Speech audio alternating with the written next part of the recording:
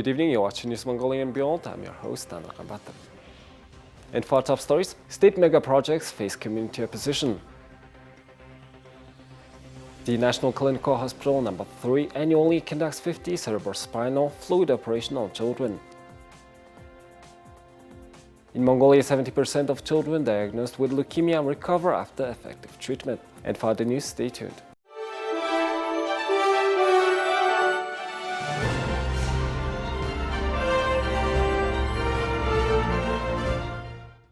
More than 90 mega projects are planned for a launch as part of the government's economic revitalization policy. However, several state projects in the areas of mining, energy and industry have been suspended due to the public response. A number of strategically important projects have been delayed by disagreements with local residents and unsupportive working environments. Although feasibility studies have been completed, many projects are still considered impractical. One of these frozen mega projects is the Irtenburun hydroelectric power plant. In order to build a hydroelectric power plant, officials plan to relocate us. However, the new territory won't be the same as our current land. Even if we receive compensation, it will be challenging for us to get accustomed to the new land. On the government side, officials have complained about some residents moving to impacted areas and then demanding compensation for relocation. The government won't tolerate such actions. They're violating public interest. To be clear, it's a matter of 3.3 million people and the nation's future. The project's challenges demonstrate how the state and community are coming into conflict over national development policy. Only an environmental impact assessment has been carried out so far. Social impact assessments such as how the state project will impact the community, how it will affect the local economy, how it can support local development, have been left out. This is the reason for the ongoing conflict. Around 100 government projects are planned for implementation as part of the new revival policy. Experts say that agreements with local communities and the practical legal environment for all project stages are crucial for moving these projects forward. A cerebrospinal fluid leak is when you are leaking fluid that surrounds your brain and spinal cord. CSF is vital for how your brain and spinal cord work, protecting and cushioning them from outside forces. 30% of surgeries conducted on children in Mongolia are neurosurgeries, of which 50 are prescribed for cerebrospinal fluid leaking. Citizen A had 3 children of 7, 5, and 2 years old, respectively. Her youngest child started displaying symptoms such as weakness, frequent long-term infections, and low immunity. When frequent treatments had no noticeable improvement, parents received detailed analysis that showed leukemia. Doctors advised that you seek medical help and consultation if children display symptoms such as a pale skin, feeling tired, feeling weak or cold, dizziness, frequent or long-term infections, and or easy bruising or bleeding, such as nosebleeds or bleeding gums. When we face the truth, we realize that we should be brave to overcome the struggle. We have different possible treatments like a blood transfusion. Thankfully, my child's condition is improving day by day. I feel so relieved that leukemia can be treated in Mongolia. Annually, about 100 children are diagnosed with leukemia at the National Center for Maternal and Child Health's Oncology Department. Doctors say 70% of those children fully recover. At first, my son started losing weight, but we didn't think too much about that symptom. But later, it turned out to be leukemia. We have already undergone 4 months out of 6-month-long chemotherapy. His condition is finally improving. He couldn't walk and had frequent nosebleeds. Little children diagnosed with cancer become whiny and seek constant attention from their parents, while older children become more discreet and start building some invisible emotional wall. So I think both parents and children should overcome this challenge together with a positive attitude and hope for the future.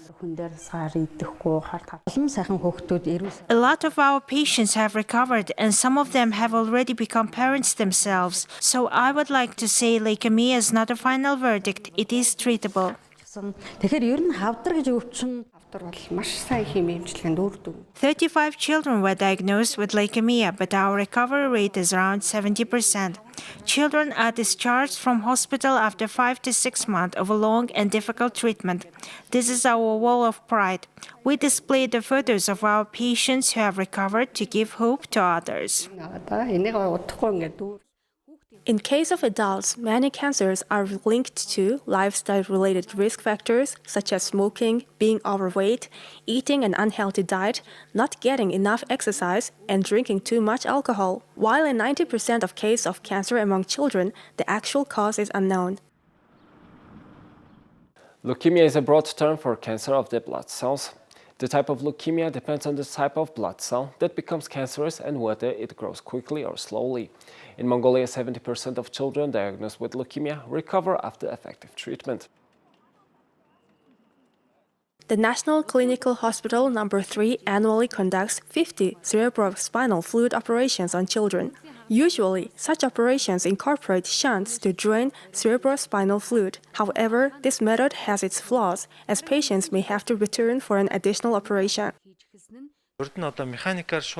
Instead of using a shunt or tube installation operation, we now conduct endoscopic operations for draining fluid, which has proved to be more effective. Endoscopic third ventriculostomy and choroid plexus cauterization is a procedure that can help save many children from this devastating condition of hydrocephalus.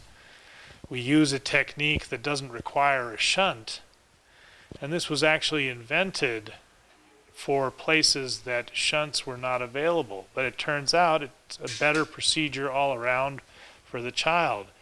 It's a more physiologic way of draining the fluid and relieving the pressure caused by too much water in the brain. We were able to treat a boy who had a large cyst also in the middle of the brain using this same technique. So it is useful for more than just the hydrocephalus, the too much water pressure issue that we see in many children. It allows us to do surgery through a hole that's about this big, even smaller, and it allows us to do microsurgical operations with very few, if any, side effects. The National Clinical Hospital conducted 1,100 neurosurgeries in 2017, 1,300 in 2019, and 1,500 in 2020, 30% of which were pediatric cerebrospinal surgeries. This year, our hospital conducted 39 complicated neurosurgeries with the support of foreign specialists. In other words, 39 Mongolians have received a very complicated operations and treatment in Mongolia without having to travel abroad. In the future, joint surgeries with doctors from Luxembourg, South Korea, US and Georgia will be performed. In total, 7 joint operations in 12 different fields will be conducted with foreign specialists. These are operations that aren't normally conducted in Mongolia. The medical care shall be accessible to all people. Therefore, there is a need to improve medical care and treatment so that they will comply with internationally accepted standards. Health specialists note the importance of expanding foreign cooperation and exchanging best practices. Now let's take a look at the currency exchange rates provided by Mongol Bank.